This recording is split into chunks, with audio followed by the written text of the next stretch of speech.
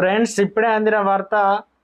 Polling ఈవీఎంలు వీవీప్యాట్లు రాష్ట్రంలో చెరువులో దొరికాయి. ఈసీ సీరియస్ అంటూ వార్తలు అయితే వినిపిస్తున్నాయండి. ఆ విషయాలు చెప్పడానికే వీడియో చేయడం జరుగుతుంది. చాలా మంది వీడియోస్ కానీ సబ్స్క్రైబ్ మర్చిపోతున్నారండి. దయచేసి ఛానల్ సబ్స్క్రైబ్ చేసుకొని బెల్ ఐకాన్ ఆల్ ట్యాప్ చేయండి. ఇటువంటి ఇంపార్టెంట్ ఇన్ఫర్మేషన్ మిస్ అవ్వకుండా మీ ఫోన్ నోటిఫికేషన్ రూపంలో వస్తుందండి. చాలా మంది చూస్తున్నారు, లైక్ చేయడం లేదండి.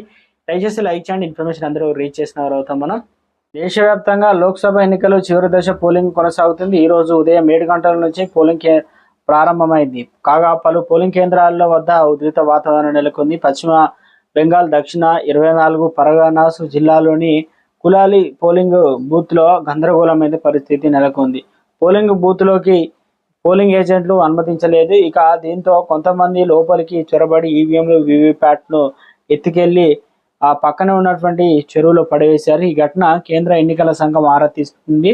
దీనికి సంబంధించిన మరిన్ని వివరాలు అయితే ఇంకా తెలియాల్సి అయితే పిక్చర్లో ఇక్కడ చూసుకోవచ్చు అండి. ఈ రకంగా అయితే జరిగింది.